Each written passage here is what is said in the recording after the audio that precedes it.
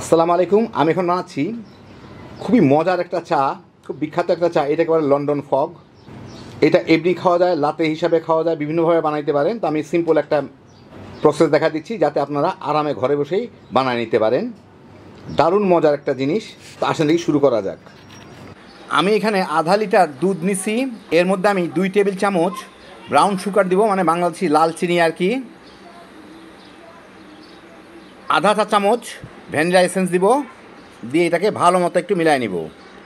এখন এটাকে আমার হালকা করে জাল দিয়ে সিমারে আনতে হবে, মানে বলক আনতে হবে না, জাস্ট পাশে থেকে একটু ফেনা ফেনা টাইপের উঠে, মানে বলক দিয়ে দেওয়া দরকার নাই, পাশ থেকে যাতে জাস্ট একটু বুদবুদ উঠে এরকম একটা টেম্পারেচারে নিয়ে আসবো।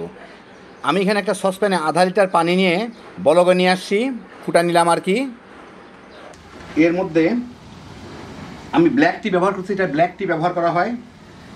তো এর মধ্যে যথেষ্ট পরিমাণ, প্রায় 1.5 টেবিল চামচের মতো চা দিয়ে একটা গাঢ় লিকার বানায় নিব। সাধারণত 1 কাপে 2টা টি ব্যাগ ব্যবহার করা হয়। তো 4-5 মিনিট একটু জাল দিয়ে নিই। 5 মিনিটের মতো জাল দিলাম, বেশ কালচে, বেশ একটা গাঢ় লিকার হয়েছে। এখন আমি চুলাটাকে বন্ধ করে দিব।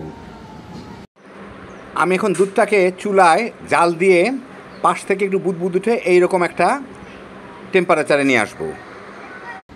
এই 2-3 মিনিটের মধ্যেই দেখেন পাশ থেকে এই যে ফুটে ফুটে উঠতেছে সাইডগুলোতে। এখন আমি চুলাটাকে বন্ধ করে দিব। এই সিমার হইলেই হয়ে যাবে আমার, আর কিছুর দরকার নেই, পুরো বলক আনার দরকার নাই।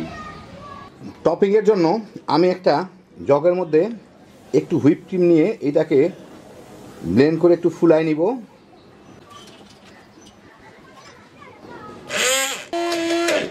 হয়ে গেল। এটা দেখেন একটু ফুললেই হইল, কেকের মতো ফুলানোর দরকার নেই, মানে কেক টপিংয়ের মতো ফুলানোর দরকার নেই, একটু মোটামুটি ফুললেই হয়ে গেল, যাতে আমি চায়ের উপরে দিতে পারি।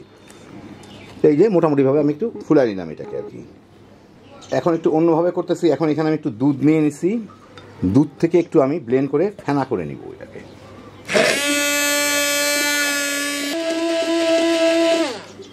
কিছুক্ষণ ব্লেন্ড করার পরে দুধের উপরে যে ফেনাটুকু জমলো, এই ফেনাটুকু আমি এখন চায়ের উপরে দিব। একটার উপরে আমি ক্রিম দিব, আরেকটার উপরে আমি, যাদের ক্রিম নাই তারা এইভাবে ফেনা করেও দিতে পারেন, সেই জন্যই আপনাদের ফেনা করে একটু দেখাই দিলাম।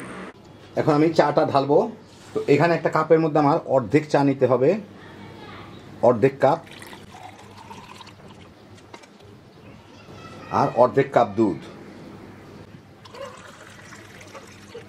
এখন উপরে দিতে হবে একটু ক্রিম।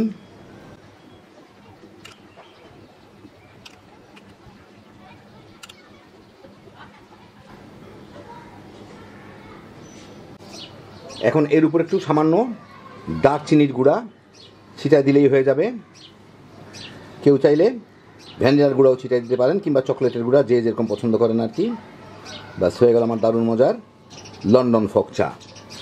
এখন আপনাদের আরেক রকমটা দেখাচ্ছি, সেই জন্য আমি অর্ধেক চা নিছি, বাকি অর্ধেক দুধটা দিয়ে দিব।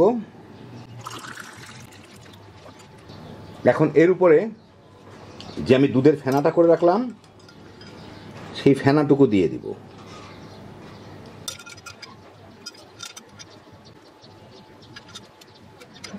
দিয়ে এর উপরও সামান্য একটু দারচিনির গুঁড়া ছিটিয়ে দিব।